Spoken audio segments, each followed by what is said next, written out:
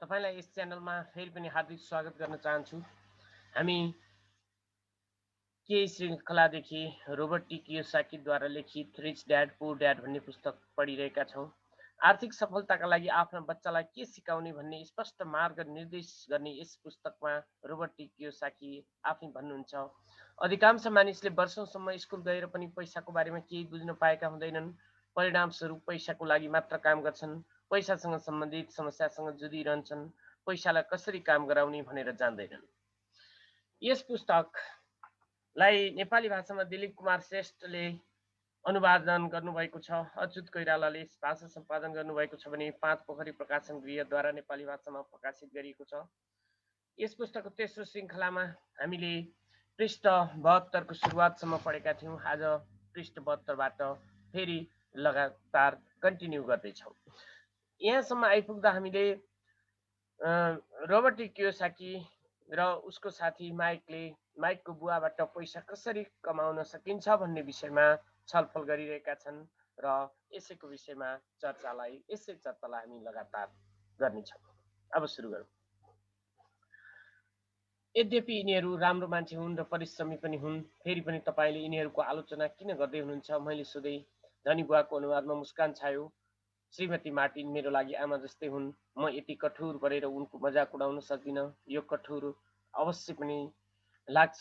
सजिलो शब्दमा तिमी दुवैको सामुन्ने उनको स्थितिलाई स्पष्ट पार्न चाहन्छु। म तिमीहरूको दृष्टिकोण फराकिलो पार्न चाहन्छु।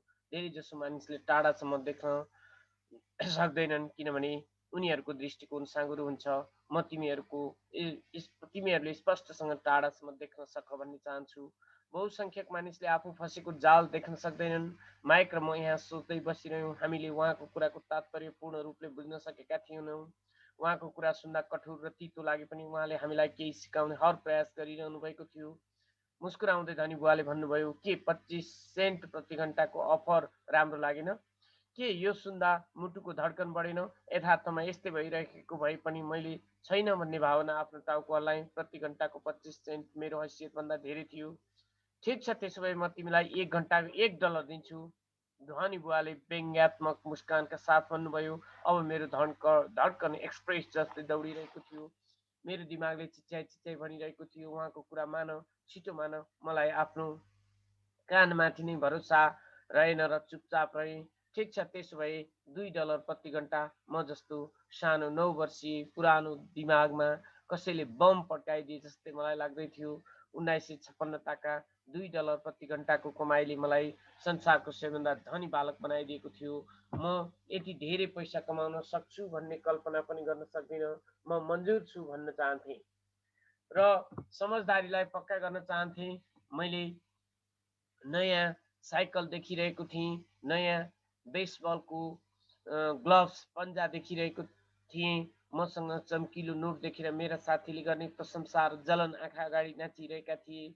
मभन्दा महत्त्वपूर्ण कुरा त जिम र उसका साथीले मलाई कहिल्यै भन्न सक्ने थिएनन्। तर कुनै कारणले म चुपचाप उभिरहेँ। हुन सक्छ जिन्दगी फ्युज तापक्रम बढ्नाले उडेको थियो।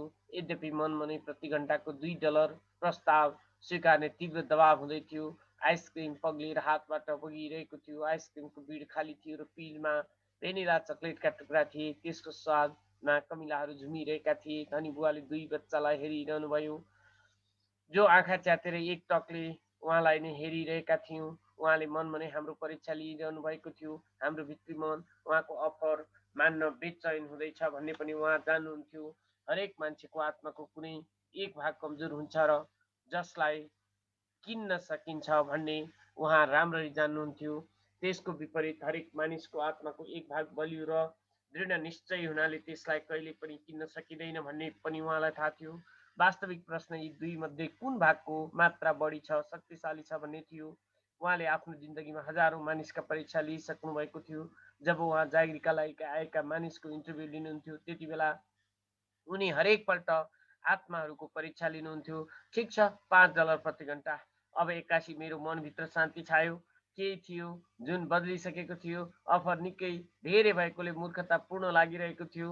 1956मा एकदम नगण्य प्रतिभाले मात्र $5 भन्दा धेरै प्रति घण्टा पाउँथे होलान्। लोभ समाप्त हुँदै थियो। त्यसको सट्टा मनमा शान्ति छाइरहेको थियो। बिस्तारै म आफ्नो देब्रेतिर उभिएको माइक भएतिर मोडेँ। उसले पनि मतिर हेऱ्यो। मेरो आत्माले को कमजोर आवश्यकताले भरिएको भाग शान्त भइसकेको थियो। मेरो आत्माको जुन किन्न नसकिने भाग थियो त्यो हाबी भइसकेको थियो। मेरो दिमाग र आत्माबीच पैसाको बारेमा भएको यस्तो युद्धमा शान्ति र विश्वासले जितिसकेको थियो। मलाई लाग्दथ्यो माइक पनि त्यस्तै अवस्थामा गुज्रिरहेको हुनुपर्छ। ठिकै छ, धनी बुवाले बिस्तारै भन्नुभयो। धेरै जसो मानिसको एउटा मूल्य हुन्छ, त्यो मूल्य हो डर र लोभ। पहिलो त पैसाको अभावको डरले हामी कडा परिश्रम गर्नुपर्ने अवस्थामा पुग्छौँ। जब हामीले तलब पाउँछौँ त्यसपछि लोभ र इच्छाको भावना जागृत हुन्छ। पैसा हुँदै हामी राम्रो चिजको बारेमा सोच्न बाध्य हुन्छौँ, जुन वस्तु त्यो पैसाले किन्न सकिन्छ। यसरी हाम्रो जिन्दगीको एउटा चक्र बन्न जान्छ। कस्तो प्रकारको चक्र, मैले सोधेँ। बिहान उठ्ने क्रममा जाने, खर्च गर्ने, फेरि बिहान उठ्ने, काममा जाने, खर्च गर्ने। मानिसहरूको जिन्दगी यही दुई भावनाले चलिरहन्छ। उनीहरूलाई यति धेरै पैसा दिइहाले पनि यही शैलीमा खर्च बढाइरहनेछन्। यही शैलीलाई म मुसा दौड भन्छु। के अर्को बाटो पनि छ? माइकलले सोध्यो। छ, धनी बुवाले सुस्तरी भने, तर यसलाई थोरै मानिसले मात्र खोज्न सक्छन्। त्यसो भए त्यो बाटो कुन हो? माइकले सोध्यो। त्यही बाटो तिमीहरूले काम गर्दै जाँदा र मसँग सिक्दै जाँदा खोल्नेछौ। म तिमीहरूबाट यही आशा गर्छु। यसै कारण मैले तिमीहरूलाई पैसा नदिएको हुँ। यसबारेमा कुनै सङ्केत त दिनुहोस्, माइकलले भन्यो। हामीहरू मिहिनेतले काम गर्दा गर्दै थाकिसकेका छौँ, खास गरी जबदेखि तपाईँले काम बापत पैसा पनि दिन्न भन्नुभयो त्यो बेलादेखि हामीमा कामप्रति जागर हराएर गएको छ। पहिलो कुरा त तिमीहरू साँचो बोल, धनी बुवाले भन्नुभयो। हामीहरूले झुट बोलेका छैनौँ, मैले भने। मैले कहिले भने त तिमीहरूले झुट बोलिरहेका छौ। साँचो कुरा मात्र भन्ने गर्नुपर्छ भनेको मात्र हुँ, धनी बुवाले जवाफ दिनुभयो। के बारेमा? मैले सोधेँ। तिमीहरूलाई कस्तो लागिरहेको छ त्यस बारेमा, धनी बुवाले भन्नुभयो। तिमीहरूले यो अरू कसैसँग भन्न आवश्यक छैन, मात्र स्वयंसँग साँचो बोल। तपाईँको भनाइको तात्पर्य यस पार्कमा उपस्थित मानिसहरू, तपाईँको लागि काम गर्ने कर्मचारी र श्रीमती मार्टिन कसैले पनि साँचो बोल्दैनन्? मलाई यस्तै लाग्छ, धनी बुवाले भन्नुभयो। त्यसैले उनीहरूलाई पैसाको अभावले सताइरहन्छ। यो अभावको डलरको सामना गर्न छाडेर, सोच्न छाडेर यिनीहरू खाली परिश्रम गरिरहन्छन्। त्यसबेला उनीहरू दिमागले नभई मनबाट काम लिन्छन्। धनी बुवाले आफ्नो कञ्चटमा औँला ठड्याउँदै भन्नुभयो। जब उनीहरूको हातमा केही पैसा आउँछ अनि खुसी, इच्छा र लोभका भावना जागृत हुन्छन्। यो पल्ट पनि उनीहरू दिमागले सोच्न छाडेर मनले काम गर्न थाल्छन्। त्यसो भए उनीहरू मनले अर्थात् आफ्नो भावनाले सोच्छन्, माइकलले भन्यो। बिल्कुल ठिक, धनी बुवाले भन्नुभयो। उनीहरूलाई कस्तो लागिरहेको थियो भनेर साँचो बताउँदैनन्। उनीहरू दिमागले सोच्ने कष्ट गर्दैनन् र भावनाले काम गर्छन्। उनीहरूलाई डर लाग्छ, उनीहरू जागिर गर्न जान्छन् र धेरै पैसा आएपछि उनीहरूको डर भाग्नेछ भन्ने आशा गर्छन्, तर त्यस्तो हुँदैन। त्यही पुरानो डरले उनीहरूलाई फेरि सताउन थाल्छ। पैसाले उनीहरूको डर कम गरिदिने आशा गर्दै फेरि उनीहरू जागिर गर्न जान्छन्। डरकै कारणले उनीहरू जागिरको जालमा फसिरहन्छन्। पैसा कमाउँछन्, काम गर्छन् र एक दिन डरले उनीहरूको पिच्छा गर्न छाड्नेछ भन्ने आशा गर्छन्। यद्यपि हरेक दिन जब उनीहरू उठ्छन्, उनीहरू पुरानो डर पनि साथसाथै उठिदिन्छ। त्यही पुरानो डरले करोडौँ मानिसलाई रातभरि जगाइदिन्छ र उनीहरूको प्रत्येक रात चिन्ता र पीडाले भरिएको हुन्छ। त्यसैले उनीहरू उठ्छन्, काममा जान्छन् र तलबको चेकले उनीहरूको डरलाई मृत्युको घाटसम्म पुर्याइदिन्छ भन्ने आशा गर्छन्। साँचो कुरा त के हो भने पैसाले उनीहरूको जिन्दगीलाई घुमाइरहेको छ, तर उनीहरू यस विषयमा कहिल्यै साँचो बोलिरहेका हुँदैनन्। पैसाले उनीहरूलाई भावना र आत्मामाथि कब्जा जमाइरहेको हुन्छ। यति भनिसकेपछि धनी बुवा चुपचाप बस्नुभयो। उहाँ चाहनुहुन्थ्यो उहाँका शब्दमा लुकेको सन्देश हामीभित्र छिरोस्। माइकल र मैले उहाँको कुरा सुने पनि त्यसको आशय पूर्ण रूपले बुझिसकेका थिएनौँ। म कहिलेकाहीँ सोच्ने गर्थेँ, मानिसहरूलाई अफिस जाने हतार यति धेरै हुन्छ, उनीहरूलाई हतार हतार अफिस जान प्रेरित गर्ने कारक तत्त्व के होला? धनी बुवाले हामीले जति बुझ्न सक्थ्यौँ, बुझिसक्यौँ भन्ने महसुस गर्नुभयो। त्यसपछि फेरि भन्नुभयो, म तिमीहरू यस जालबाट बच भन्ने चाहन्छु। वास्तवमा म तिमीहरूलाई यही सिकाउन चाहन्छु। मेरो लक्ष्य केवल तिमीहरूलाई धनी बन्न मात्र सिकाउनु होइन। धनी बन्दैमा समस्या समाधान टर्दैन र टर्ने पनि छैन। धनी भएर पनि समस्या सुल्झँदैन। मैले आश्चर्यचकित हुँदै सोधेँ, बिल्कुल सुल्झँदैन। उहाँले भन्नुभयो, अब मलाई अर्को भावना, इच्छाको बारेमा आफ्नो कुरा पुरा गर्न देऊ। कसैले यसलाई लोभ भन्छन्, तर म यसलाई इच्छा भन्न रुचाउँछु। हामीले कुनै असल, सुन्दर, सुखद या रोमाञ्चक चिजको इच्छा राख्नु राम्रो कुरा होइन। मानिसहरू इच्छाको कारण पनि पैसाको लागि काम गर्छन्। उनीहरूलाई सुखको लागि पनि पैसाको आवश्यकता हुन्छ, किनभने पैसाले सुख किन्न सकिन्छ भन्ने उनीहरूको धारणा रहेको हुन्छ। तर पैसाले दिने सुख क्षणभरको लागि मात्र हुन्छ। चाहे जति खुसी, आनन्द, आराम र सुरक्षा प्राप्तिको लागि उनीहरूलाई पैसाको आवश्यकता हुन्छ।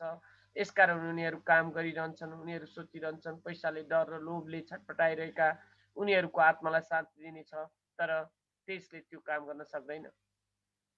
धनी बनिसकेपछि पनि गर्न सक्दैन? माइकले सोध्यो। हो, धनी हुँदाहुँदै पनि सक्दैन। धनी बुवाले भन्नुभयो, वास्तवमा धेरै जसो मानिस इच्छाको कारण नभई डरको कारण धनी हुन्छन्। उनीहरू पैसा भयो भने अभाव र गरिब हुने डर समाप्त हुनेछ भन्ने सोच्छन्। त्यसैले उनीहरूले धेरै सम्पत्ति जम्मा गर्छन्, तर पछि उनीहरूलाई पहिलेभन्दा धेरै डर बढेको अनुभव हुन्छ। जब प्रशस्त पैसा जम्मा गर्न सफल हुन्छन्, त्यो सम्पत्ति गुम्ला भन्ने डरले उनीहरूलाई सताउन थाल्छ।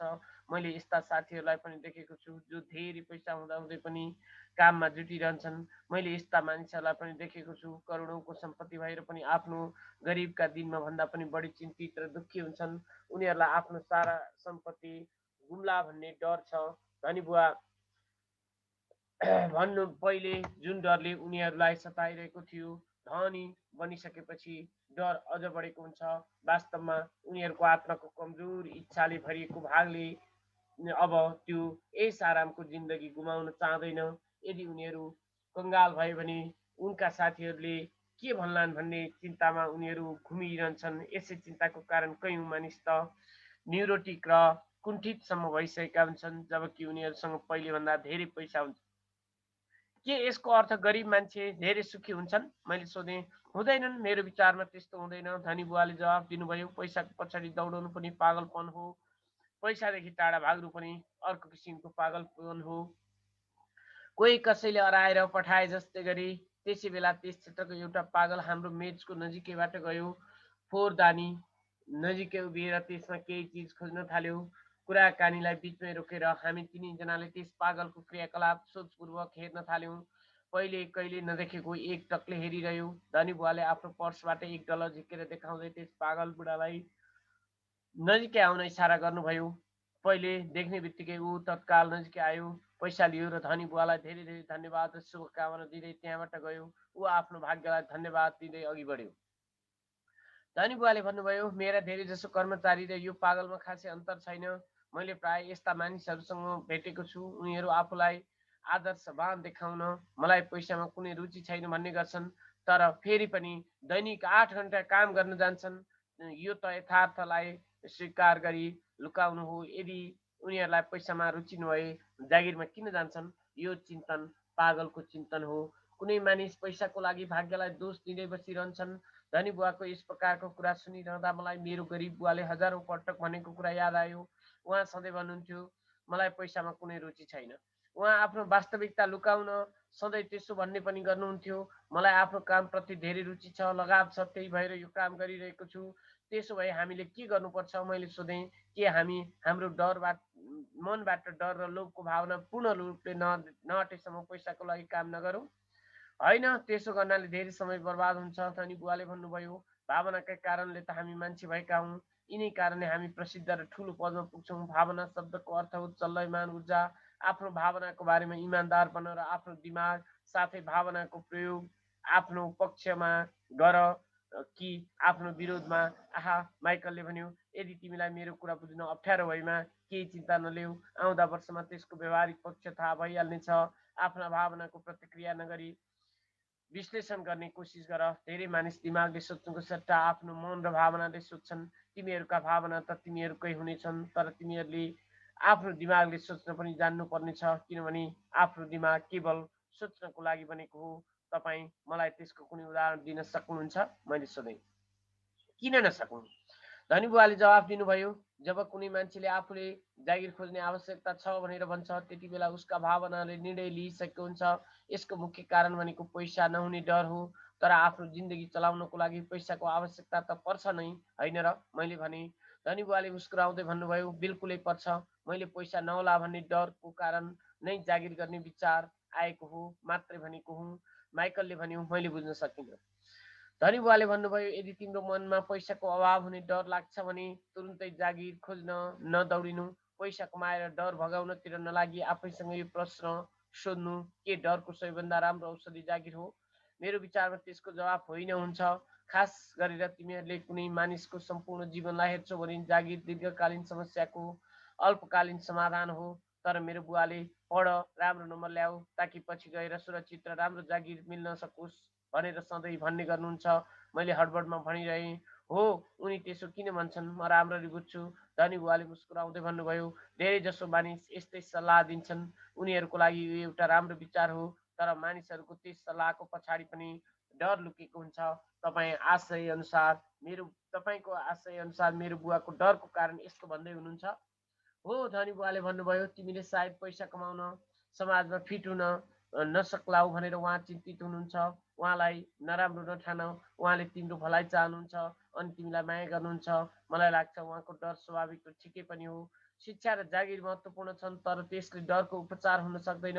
त्यही डरले उहाँलाई बिहान उठेर केही रुपैयाँ कमाउनको लागि प्रेरित गर्छ अनि त्यही डरको कारण उहाँ तिमीलाई स्कुल जानमा यति जोड दिनुहुन्छ। त्यसो भए तपाईँको सल्लाह के छ? मैले सोधेँ। तिमीले पैसाको शक्तिलाई नियन्त्रण गर्न जान। पैसाको डर तिम्रो दिमागबाट निस्कियोस्, तर दुःखको कुरा त्यो विधि स्कुलमा सिकाइँदैन। यदि तिमीले यसलाई सिक्न सकेनौ भने पैसाको गुलाम बन्नेछौ।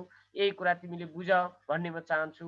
अब उहाँको कुरा मैले बुझ्न थालेको थिएँ। उहाँ हाम्रो विचारलाई धेरै व्यापक बनाउन चाहनुहुन्थ्यो, जुन कुरा श्रीमती मार्टिन र उहाँका अन्य कर्मचारीले देख्न सक्दैनथे।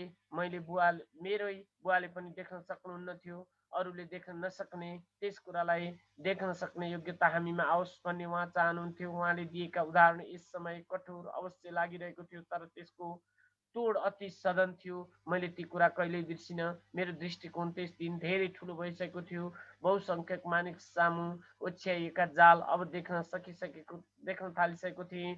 धनी बुवाले भन्दै हुनुहुन्थ्यो, हेर, आखिर हामी सबै कर्मचारी हौँ। हामीले केवल अलग अलग तहमा काम गरिरहेका छौँ। म यस जालबाट तिमीहरू बच भन्ने चाहन्छु। डर र लोभबाट बनेको जालबाट डर र लोभको प्रयोग आफ्नो स्वार्थको लागि गर, तर आफ्नो विरोधमा होइन। र म तिमीहरूलाई त्यही सिकाउन चाहन्छु, न कि धेरै पैसा कसरी जम्मा गर्न सकिन्छ। धेरै पैसाले डर र लोभलाई जित्न सक्दैन।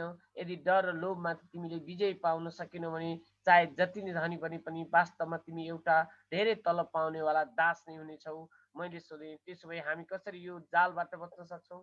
गरिब र पैसाको अभावको वास्तविक कारण अज्ञानता हो। अर्थव्यवस्था, सरकार या धनीहरू होइनन्। यो आफैले ओढिरहेको डर र अज्ञान हो जसले मानिसहरूलाई यस जालमा राख्छ। तिमीहरूले स्कुल जानुपर्छ र राम्रो उच्च शिक्षाको पढाइ पुरा गर्नुपर्छ। चाहे मैले तिमीहरूलाई यस जालबाट कसरी बच्न सकिन्छ भने किन नसिकाउँ? रहस्यमय कुराहरू अब प्रस्तिँदै थियो। मेरो शिक्षित बुवासँग ठुला र महत्त्वपूर्ण डिग्रीहरू थिए, साथै एउटा राम्रो करियर पनि। यति हुँदाहुँदै पनि धन या आफ्नो डरलाई कसरी नियन्त्रणमा राख्न सकिन्छ भन्ने शिक्षा स्कुलमा उहाँलाई कहिल्यै सिकाइएन। अब आफ्ना दुवै बुवाहरूबाट अलग अलग तर महत्त्वपूर्ण कुरा सिक्न सकिन्छ भन्ने मैले बुझिसकेको थिएँ। अघि तपाईँले पैसाको अभावको डरको बारेमा कुरा गर्दै हुनुहुन्थ्यो। पैसाको इच्छाले कसरी हाम्रो सोचमाथि असर पार्छ, माइकलले सोध्यो। मैले तिमीलाई तलब बढाइदिने लोभ देखाउँदा जस्तो महसुस हुँदै थियो।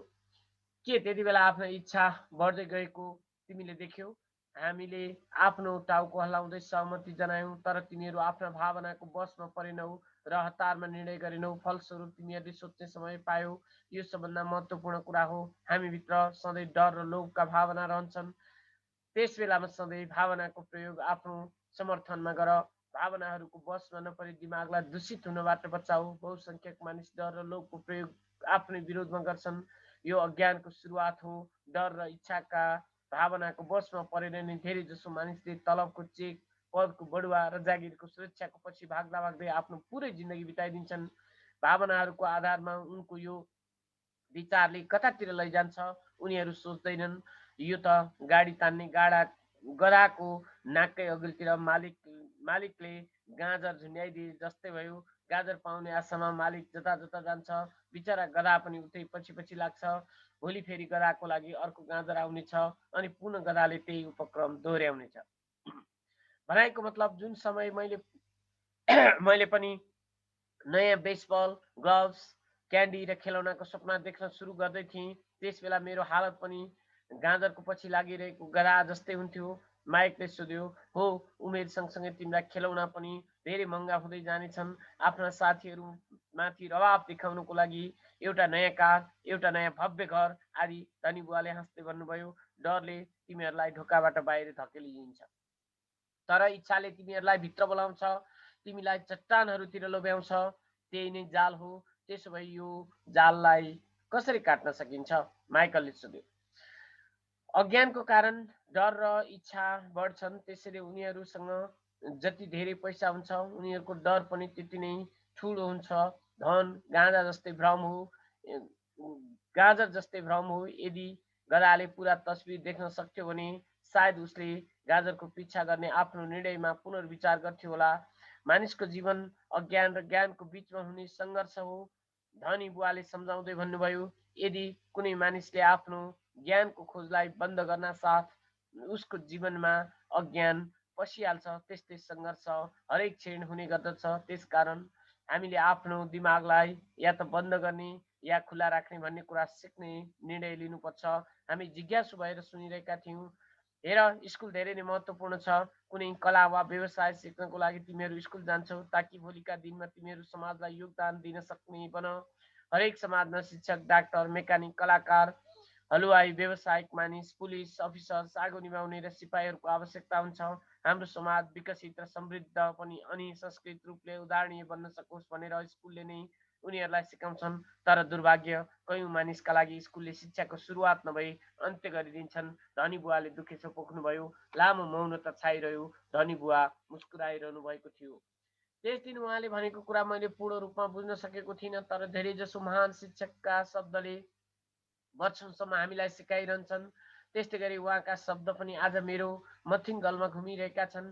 धनी बुवाले भन्नुभयो, म आज अलि निर्मम र कठोर बोल्दैछु, किनभने म आज भनेको कुरा तिमीहरूलाई सधैँ याद होस् भन्ने चाहन्छु तिमीहरू सधैँ श्रीमती मार्टिनको बारेमा र त्यो गधाको बारेमा सोच।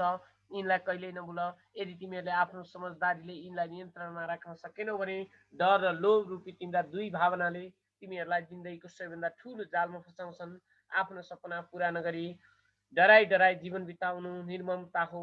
पैसाको लागि कडा परिश्रम गर्नु र पैसाले किनिएका चिजले सुख दिन सक्छ भन्ने सोच्नु पनि अन्याय हो। कर तिर्नुपर्ने चिन्ताले आधा रातसम्म अनिदो हुनु बाँच्ने एउटा डरलाग्दो तरिका हो। तलबको भरमा बाँच्नु पनि एउटा तरिका हो। कुनै जागिरले जीवनको सुरक्षा हुन्छ भन्ने ठान्नु आफैले आफैलाई ढाँट्नु हो। यही निर्ममतापूर्ण जालबाट म तिमीहरूलाई बचाउन चाहन्छु। पैसाले कसरी मानिसको जिन्दगीलाई चलाउँछ भन्ने मैले देखेको छु। पैसालाई आफ्नो जिन्दगी चलाउन नदेऊ भनेर भगवानसँग प्रार्थना गर। हाम्रो मेचमुनि सफ्ट बल आयो। धनी बुवाले त्यसलाई उठाएर खेलाडीहरूतिर फालिदिनुभयो। त्यसो भए अज्ञान र लोभ बीच के सम्बन्ध छ? मैले सोधेँ। यति धेरै लोभ र डर उत्पन्न हुनुको कारण पैसाको अज्ञानता नै हो। म तिमीलाई केही उदाहरण दिन्छु। धनी बुवाले भन्नुभयो, आफ्नो परिवारलाई धेरै सुखी दिन चाहने डाक्टरले आफ्नो फिस बढाइदिन्छ। उसको फिस बढ्नाले स्वास्थ्य सुविधा हरेकको लागि महँगो भइदिन्छ। यसबाट गरिब बिरामीलाई धेरै हानि हुन्छ। अब यसबाट गरिब मानिसको स्वास्थ्य धनी मानिसको भन्दा धेरै खराब हुन्छ। डाक्टरहरूले आफ्नो फिस बढाइसकेपछि वकिलहरूले पनि आफ्नो फिस बढाइदिन्छन्। वकिलहरूले फिस बढाइदिनाले स्कुलका शिक्षकले पनि आफ्नो तलब बढाउन चाहन्छन्, जसका कारण हाम्रो कर बढ्छ। अब यो प्रक्रिया अनन्तकालसम्म यसरी नै चलिरहन्छ। चाँडै नै धनी र गरिब बीच ठुलो अन्तर हुन जानेछ। प्रलय आउनेछ र एउटा महान सभ्यता धराशायी हुनेछ। महान सभ्यता त्यतिखेर धराशायी हुनेछ र भएका छन् जब धनी र गरिब बिचमा धेरै खाडल भएको छ। अमेरिका त्यस्तै बाटोतिर हिँडिरहेकाले इतिहासले आफूलाई दोहोऱ्याउने कुराको प्रमाणित भएको छ। किनभने हामीले इतिहासबाट केही पनि सिकिरहेका छैनौँ। हामी केवल ऐतिहासिक तिथि र नाम कण्ठ गर्छौँ, त्यसको शिक्षालाई भने बिर्सिरहन्छौँ। के मूल्य बढ्नु हुँदैन त? मैले सोधेँ। राम्रो ढङ्गले चलिरहेको सरकारले एउटा शिक्षित समाजमा चाहिँ मूल्य बढाइनु हुँदैन, मूल्य वास्तवमा कम हुनुपर्छ। दुर्भाग्य के हो भने यो कुरा केवल सैद्धान्तिक मात्र भएको छ। मूल्यहरू अज्ञानताबाट उत्पन्न लोभ र डरको कारणले नै बढ्छन्। यदि स्कुलहरूमा धनको बारेमा सिकाइयो भने मानिसहरूसँग धेरै पैसा हुन्थ्यो र बजारको मूल्य धेरै हुने थियो। तर स्कुलमा केवल पैसाको लागि काम गर्न सिकाइन्छ, पैसाको शक्तिलाई प्रयोग गर्न सिकाइँदैन। तर हामी कहाँ बिजनेस स्कुल पनि त छ त। माइकलले भन्यो, के तपाईँले आफ्नो मास्टर्स डिग्रीको लागि बिजनेस स्कुलमा जान प्रेरित त गर्दै हुनुहुन्न। प्राय बिजनेस स्कुलले धनका बारेमा बिहा निफन्ने तालिम दिन्छन्। भन्नुको तात्पर्य उनीहरू केवल लगानी कसरी कम गर्ने र मूल्य कसरी बढाउने भन्ने मात्र सोध्छन्। यसो गर्दा लगानी कम गर्न कर्मचारी कटौती गर्छन् र कम लगानीमा बढी मुनाफा कमाउने बाटो मात्र खोजिरहन्छन्। नाफा मात्र सोच्नाले धेरै समस्या उत्पन्न हुन्छ। हुन त बिहा निफन्ने कुरा पनि उत्तिकै महत्त्वपूर्ण छ। मेरो विचारमा धेरैले त्यसको विषयमा जान्नुपर्छ। तर समस्या भनेको यसले पनि पुरा तस्बिरलाई झल्काउँदैन। धनी बुवाले अलि रिसाएर भन्नुभयो, त्यसो भए के यसको कुनै समाधान छ? बाइकले सोध्यो। धनी बुवाले भन्नुभयो, छ, सोच्नको लागि आफ्नो भावनाको प्रयोग गर्न सिक, तर भावनाको बहकाउमा आएर नसोच। जब तिमीहरूले फोकटमा काम गर्ने तयारी गरेका थियौ, त्यस वखत आफ्ना भावना नियन्त्रणमा राख्न सकिसकेका थियौ। त्यस बेला तिमीहरूबाट केही आशा गर्न सकिन्छ भन्ने मैले बुझिसकेको थिएँ। मैले तिमीहरूलाई एकपल्ट फेरि धेरै तलबको लोभ देखाएँ। त्यतिखेर पनि तिमीहरूले भावनाको कुरा मानेनौ। तिमीहरूले शक्तिशाली भावनासँग जुझ्न र सोच्न सिक्नु नै पहिलो खुड्किलो थियो। यो खुड्किलो यति महत्त्वपूर्ण छ। मैले सोधेँ, यसको कारण तिमी आफैले थाहा पाउनेछौ र बुझ्नेछौ। यदि तिमीहरू सिक्न नै चाहन्छौ भने पनि म तिमीहरूलाई ब्रायर पेज लैजान्छु। धेरै मानिस त्यहाँ जानदेखि डराउँछन्, जानबाट बच्न चाहन्छन्, किनभने त्यहाँ गयो भने तिमीहरूको मनबाट पैसाको लागि काम गर्ने विचार निस्कनेछ। बरु तिमीहरूले पैसाबाट कसरी काम लिन सकिन्छ भनेर सिक्नेछौ। यदि हामी तपाईँसँगै गयौँ भने के फाइदा हुन्छ, अनि नगइकन तपाईँसँगै सिक्दा चाहिँ के बेफाइदा हुन्छ? मैले सोधेँ। त्यही कुरा जुन ब्रायर रौविकलाई भएको थियो। उहाँले भन्नुभयो, टार बेबीबाट मुक्ति। के त्यस्तो कुनै ब्रायर पेज हुन्छ? मैले सोधेँ। निश्चय नै, धनी बुवाले भन्नुभयो। डर र लोभ दुवै ब्रायर पेज हुन्। डरलाई त्यागेर र लोभको सामना गरेर आफ्नो कमजोरी र आवश्यकतालाई राम्ररी चिन्न सकेमा बाहिरिने बाटो पहिल्याउन सकिन्छ। सही विचार चुन्न सकेमा यो बाटो हाम्रो दिमागबाटै निस्कन्छ। विचारहरूलाई चुन्न सकेमा आश्चर्यचकित हुँदै माइकले सोध्यो, हो, आफ्नो भावनाको लहरमा बग्दै प्रतिक्रिया गर्नुको सट्टा हामीले के सोच्दैछौँ भन्ने कुरालाई चुनेर बिहान उठ्न साथ काममा जाँदैमा तिमीहरूको समस्याहरू सुल्झिँदैन। तिमीहरूलाई त्यतिखेर पनि बिल बुझाउन पैसा नहोला भन्ने चिन्ताले सताइ नै रहन्छ। तर सोच्नाले आफ्नै बारेमा प्रश्न गर्ने समय पाउँछौ। त्यस प्रकारको प्रश्न के यस समस्याको सबभन्दा उत्तम समाधान गरिराखेको काममा अरू धेरै मिहिनेत गर्नु मात्र हो। डरले समात्नाले वा आफूमाथि डर सवार हुनाले आफूले आफूलाई वास्तविक उत्तर दिइँदैन। तसर्थ उनीहरूले सोच्न पाउँदैनन् र ढोका बाहिर दौडाउन लगाइरहन्छन्। टार बेबी सवार भइरहन्छ। आफ्नै विचारहरू छनौट गर्नु भन्नुको तात्पर्य पनि यही हो। तर हामीले त्यस्तो कसरी गर्नेछौँ? माइकलले सोध्यो। यही त म तिमीहरूलाई सिकाउने तर्खरमा छु। म सिकाउन चाहन्छु तिमीहरूसँग छनौटको खातिर विचारहरूको विकल्प हुनुपर्नेछ, ताकि बिहानको कफी पिउन साथ घर बाहिर दौडिहाल्ने बानी र हर्ट बेबीबाट बच्न सिक। मैले तिमीहरूलाई पहिले भनेको कुरा याद राख। जागिर भनेको दीर्घकालीन समस्याको अल्पकालीन समाधान मात्र हो। धेरैजसो मानिसको लागि थोरै समयको लागि केवल एउटा समस्या हुन्छ, महिनाको अन्त्यमा बुझाउनु पर्ने बिल, अर्थात् टार बेबी। अब पैसाले उनीहरूको जिन्दगीलाई चलाउँछ। अझ भनौँ, पैसा सम्बन्धी डर र अज्ञानले उनीहरू जिन्दगी चलाउँछन्। त्यसैले उनीहरूले त्यही गर्छन् जुन उनीहरूको आमा बुवाले गरेका थिए। बिहान उठ र पैसाको लागि काम गर। उनीहरूसँग सोच्नको लागि अलिकति पनि समय हुँदैन कि के समस्या समाधानको लागि कुनै अर्को तरिका पनि हुन्छ। यस बेला उनीहरू मनले सोध्छन्, न कि दिमागले। मनले र दिमागले सोच्नुमा के फरक छ? माइकले सोध्यो। धनी बुवाले भन्नुभयो, मैले केही आधारहीन भनाइ सुनेको छु, जस्तो कि प्रत्येक मानिसले काम गर्नुपर्छ, या धनीहरू शोषक हुन्छन्, या म अर्को कामको खोजी गर्दैछु, वा मेरो तलब वृद्धि हुनु जरुरी छ। तपाईँले यसरी मेरो शोषण गर्नु हुँदैन, या म यो जागिरलाई मन पराउँछु। कारण यसमा सुरक्षा पक्ष मजबुत छ। यसको सट्टा बरु त्यसो भन्नुपर्छ, के यहाँ त्यस्तो केही छ जुन मैले पाउन सकेको छैन? यस प्रकारको भनाइले भावनामा आधारित हाम्रो विचारको सङ्गालो चुनिनेछ, जसबाट हामीलाई अझ राम्रो तरिकाले सोच्ने मौका मिल्नेछ। मैले स्वीकार गर्नुपर्छ, मेरो लागि शिक्षा महान प्रमाणित भयो।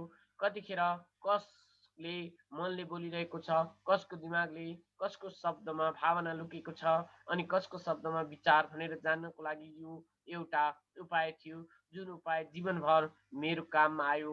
खास गरी त्यति बेला मैले आफ्नो मन अर्थात् भावनाले बोलिरहेको थिएँ, न कि आफ्नो विचार वा दिमागले। हामी स्टोरतिर फर्केर आयौँ। धनी बुवाले भन्नुभयो, धनीहरूले वास्तवमा पैसा बनाउँछन्, उनीहरू पैसाको लागि काम गर्दैनन्। 5 सेन्टका सिसाका डबल पगाल्दै गरेको बेलामा माइक र मैले पैसा बनाइरहेका ठानिरहेका थियौँ भन्ने कुरा उहाँलाई लागिसकेको थियो पनि भन्नुभयो। त्यति बेला हाम्रो विचार पनि धनीहरू हिँडिरहेको बाटोतर्फ हिँडिरहेको थियो। समस्या के मात्र थियो भने हाम्रो त्यो काम गैर कानुन थियो। सरकार र ब्याङ्कका लागि हुँदो हो त कानुन ठहर्थ्यो। उहाँले यो पनि बताउनुभयो, पैसा कानुनी र गैर कानुनी दुवै तरिकाले कमाउन सकिन्छ। धनी बुवाले हामीलाई अर्को कुरा पनि सम्झाउनु भयो। धनीहरूलाई धन एउटा भ्रम हो भन्ने कुरा पनि थाहा हुन्छ, जुन वास्तवमै झुन्ड्याइएको गाजर जस्तै हो। धनको भ्रमकै कारण डर र लोभको उत्पत्ति हुन्छ। यसले गर्दा नै अर्बौं खर्बौं मानिसहरू धन असली चिज हो भन्ने लाग्ने गर्छ। धन यथार्थमा एउटा मृग तृष्णा हो, एउटा मायाजाल हो। जनताले अज्ञानता र भरोसाको भ्रमको कारण नै तासको पत्तीको यो महल उभिरहन्छ। साँच्चै भन्ने हो भने गधाको गाजर धनभन्दा मूल्यवान हुन्छ भनी उहाँले भन्नुभयो। उहाँले अमेरिकाको गोल्ड स्ट्यान्डर्डको विषयमा पनि कुरा उठाउनुभयो। हरेक डलरको नोट वास्तवमा चाँदीको प्रमाणपत्र हो। कुनै दिन हामीहरूले गोल्ड स्ट्यान्डर्डलाई छोड्यौँ भने त्यसपछि हाम्रो डलर चाँदीको प्रमाणपत्र हुने छैनन् भन्ने हल्लाबाट उहाँ चिन्तित हुनुहुन्थ्यो। यस्तो भयो भने बाबु हो तुफान आउनेछ, गरिब, मध्यवर्गीय र अबुझ मानिसहरूको जिन्दगी बर्बाद हुनेछ। उनीहरूले धन नै सबभन्दा ठुलो चिज हो भन्ने विश्वास गरिरहनेछन्। उनीहरूले सेवा गरिरहेको कम्पनी वा सरकारले उनीहरूलाई ध्यान दिनेछ। उहाँका कुरा त्यस दिन मैले बुझ्न नसके पनि वर्षौँपछि मलाई लाग्दैछ त्यो ठुलो रहस्यको कुरा थियो। त्यो देख जसलाई अरूले देख्न सक्दैन। आफ्नो पिकअप ट्रकमा चढ्दै गर्दा उहाँ भन्दै गर्नुहुन्थ्यो, बाबु हो काम चालु गर्नु, तर जतिसक्दो तलबलाई बिर्सनु। यति नै पछि तिमीहरूको जीवन सरल र सफल बन्नेछ। आफ्नो दिमागको प्रयोग गर, सित्तैमा काम गर अनि छिट्टै नै तिमीहरूको दिमागले पैसा कमाउने दोस्रो बाटो देखाउनेछ। त्यस दोस्रो तरिकाको बाटोबाट तिमीले जागिरबाट भन्दा पनि धेरै पैसा कमाउन सक्छौ। तिमीले अरू मानिसले कहिले देख्न नसकेका चिज देख्न सक्छौ। धेरै जसो मानिसले यी मौकालाई कहिले देख्न सक्दैनन्, जुन मौका उनीहरूकै नाकको मुन्तिर हुन्छ, जसका कारण उनीहरू पैसा र सुरक्षालाई खोजिरहेका हुन्छन्। उनीहरूले जे खोज्छन् त्यही भेट्छन्। तिमीले जब एउटै मौका छोप्न सफल हुनेछौ, जीवनभरि मौका छोप्न सक्नेछौ। जुन बेला तिमीहरूले त्यसो गर्न सक्नेछौ, म तिमीहरूलाई अरू कुरा सिकाउनेछु। यस कुरालाई ध्यान दिएर सुन अनि बुझ, जसको कारण तिमीहरू जीवनको सबैभन्दा ठुलो जालबाट बच्न सक्छौ। यसो भयो भने त्यो टार बेबीले तिमीहरूलाई कहिले छुन सक्ने छैन। माइक र मैले स्टोरबाट आफ्नो सामान उठाउँदै श्रीमती मार्टिनलाई गुड बाई भन्यौँ। हामी फर्केर पार्कमा गयौँ। त्यही पिकनिक बेन्चमा बस्यौँ र घन्टौँसम्म सोच्दै कुरा गरिरहौँ। अर्को हप्ता हामीले स्कुलमा यसकै बारेमा कुरा गरेर बितायौँ। 2 हप्तासम्म हामीले फोकटमा काम गर्दै र कुरा गर्दै सोचिरह्यौँ। दोस्रो शनिबारको अन्तिम समयतिर म श्रीमती मार्टिनलाई बिदाईको लागि गुड बाई गर्दै लोभ लाग्दो आँखाले कमिक्स बुक स्ट्यान्ड हेरिरहेको थिएँ। हरेक शनिबारको कामबाट 30 सेन्ट नपाउनाको सबैभन्दा ठुलो पीडा, कमिक्स किन्नको लागि समेत मसँग पैसा हुँदैन थियो। जब श्रीमती मार्टिनले म र माइकललाई गुड बाई गर्दै थिएँ, अचानक मैले योभन्दा पहिला कहिल्यै नदेखेको काम उनले गरिरहेको देखेँ। भनाइको मतलब योभन्दा पनि पहिला काम गर्दै गरेको देखेको थिएँ, तर त्यसमाथि उति ध्यान दिएको थिइनँ। श्रीमती मार्टिनले कमिक्सको पहिलो पेज आधा काट्दै आफ्नो सामु सुरक्षित राख्दै थिइन्। बाँकी पुस्तकलाई उनले ठुलो खैरो कार्डबोर्डको बक्समा हालिदिइन्। मैले उनलाई त्यो कमिक्स अब के गर्नुहुन्छ नि भनेर सोधेँ। म यसलाई फ्याँकिदिन्छु भनेर उनले भनिन्। कमिक्स वितरकले नयाँ कमिक्स ल्याएका बखत त्यो राखेको आधा कभर क्रेडिटको लागि पठाइदिन्छु अब ऊ 1 घन्टाभित्रमा आउँदैछ। माइक र मैले 1 घन्टासम्म प्रतीक्षा गऱ्यौँ। त्यो भित्रका आयो। मैले उनलाई सोधेँ, के हामीले पुराना कमिक्स पाउन सक्छौँ? जवाफ उसले भन्यो, पाउन सक्छौँ यदि तिमीहरू त्यस स्टोरमा काम गर्छौ, साथै यसलाई दोहोऱ्याएर नबेच्ने वचन दिन्छौ भने मात्रै। हामी बिच फेरि एकपल्ट सम्झौता भइसकेको थियो। माइककी आमाले बेसमेन्टमा हामीलाई एउटा खाली कोठा दिइन्। हामीले यो प्रयोगमा नआएको कोठा सफा गऱ्यौँ, सयौँ कमिक्स जम्मा गऱ्यौँ। छिट्टै नै हामीले जनताको लागि कमिक्स लाइब्रेरी खोलिदियौँ। माइककी सानी बहिनीलाई पढाइमा ठुलो सुख थियो। हामीले उनलाई आफ्नो लाइब्रेरियन बनायौँ। लाइब्रेरीमा आउने र कमिक्स पढ्न रुचाउनेले केटाकेटीसँग उनी 10 सेन्ट लिन्थिन्। हरेक दिन स्कुल सकिएपछि दिउँसो 2:30 देखि 4:30 पुस्तकालय खुल्थ्यो। छिमेकका धेरै केटाकेटी त्यसको सदस्य बनिसकेका थिए। उनीहरू 2 घन्टामा जति कमिक्स पढ्न चाहन्थे पढ्थे। त्यो उनीहरूको लागि धेरै राम्रो अवसर थियो, किनभने एउटा कमिक्सको मूल्य 10 सेन्ट पर्थ्यो। उनीहरू 2 घन्टाभित्र 5 या 6वटा कमिक्स पढिसक्थे। केटाकेटीहरू फर्कने क्रममा माइककी बहिनीले तलासी लिन्थिन्। उनी चनाखो भई कतै केटाकेटीले कपडाभित्र कमिक्स लुकाएर लैजाँदै त छैनन् भनी विचार गर्थिन्। उनी कुन दिनमा कति केटाकेटी आए, उनीहरूको नाम के थियो र सुझाव के थियो भनेर दैनिक रेकर्ड राख्थिन्। माइक र मलाई यसबाट प्रत्येक हप्ता औसत रूपमा $9.5 फाइदा भयो। हामीले माइककी बहिनीलाई हरेक हप्ता $1 दिन्थ्यौँ। उनलाई सित्तैमा कमिक्स पढ्ने अवसर पनि दियौँ। हुन त उनी प्राय आफ्नै पढाइमा लाग्थिन्, कमिक्स कहिलेकाहीँ मात्र पढ्थिन्। माइक र मैले सम्झौता बमोजिम प्रत्येक शनिबार स्टोरमा काम गरिरह्यौँ। छुट्टा छुट्टै पसलबाट बिक्री भएका कमिक्स पनि बटुल्दै गयौँ। सम्झौता अनुसार हामीले कमिक्स बेचेनौँ। जब कुनै कमिक्स च्यातिन्थ्यो हामी त्यसलाई सलाई कोरेर बालिदिन्थ्यौँ। हामीले यसको अर्को शाखा पनि खोल्ने तयारी गऱ्यौँ, तर माइककी बहिनी जस्तै मेहनती र भरोसा योग्य लाइब्रेरियन भेटाउन सकेनौँ। राम्रो कर्मचारी भेटाउन कति कठिन हुन्छ भन्ने कुरा सानै उमेरमा हामीले बुझिसकेका थियौँ। पुस्तकालय स्थापनाको 3 महिनापछि हाम्रो पुस्तकालय एउटा समस्या आइपर्यो। अर्को टेबलका केही गुन्डा प्रवेश गरी झगडा गर्न सुरु गरे। माइकको बुवाले हाम्रो कारोबार बन्द गर्न सुझाव दिनुभयो। त्यसपछि हाम्रो कमिक्सको कारोबार बन्द भयो। हामीले कन्भिनियन्स स्टोरमा हरेक शनिबार काम गर्न पनि बन्द गरिदियौँ। त्यसपछि पनि धनी बुवा धेरै रोमाञ्चित हुनुभयो, किनभने हामीलाई सिकाउन उहाँसँग अझै धेरै कुरा थिए। उहाँको पहिलो उपायलाई हामीले यति राम्ररी सिक्नाले उहाँ धेरै खुसी हुनुहुन्थ्यो। हामीले पैसालाई कसरी आफ्नो लागि काम गराउन सकिन्छ भन्ने पनि सिकिसकेका थियौँ। स्टोरमा जागिर गरे बापत हामीले पैसा पाउँदैनथ्यौँ, जसले गर्दा हामीलाई आफ्नो कल्पना शक्ति प्रयोग गर्न बाध्य पारिदिन्थ्यो, ताकि हामीले पैसा कमाउन कुनै अर्को तरिका खोज्न सकौँ। कमिक्सको पुस्तकालय हाम्रो आफ्नो व्यवसाय थियो। हाम्रो धन हाम्रो बसमा थियो। हामी कुनै मालिकको नोकर थिएनौँ। सबैभन्दा राम्रो कुरा, हाम्रो व्यवसायबाट हामीले त्यतिखेर पनि पैसा पाउँथ्यौँ जब हामी त्यहाँ शारीरिक रूपले उपस्थित हुँदैनथ्यौँ। त्यस बखत हामीले पैसाको लागि काम गरिरहेका थिएनौँ, बरु पैसाले हाम्रो काम गरिरहेको थियो। धेरै तलब दिनुको सट्टा धनी बुवाले हामीलाई यति अमूल्य सम्पत्ति दिनुभएको थियो। आज हामीले रिच ड्याड एन्ड पोर ड्याडको नेपाली संस्करणको 96 पृष्ठसम्म सकाएका छौँ र यसलाई हामी अर्को श्रृङ्खलामा 97 पृष्ठबाट कन्टिन्यू गर्नेछौँ। आज यति भन्दै म बिदा चाहन्छु। धन्यवाद।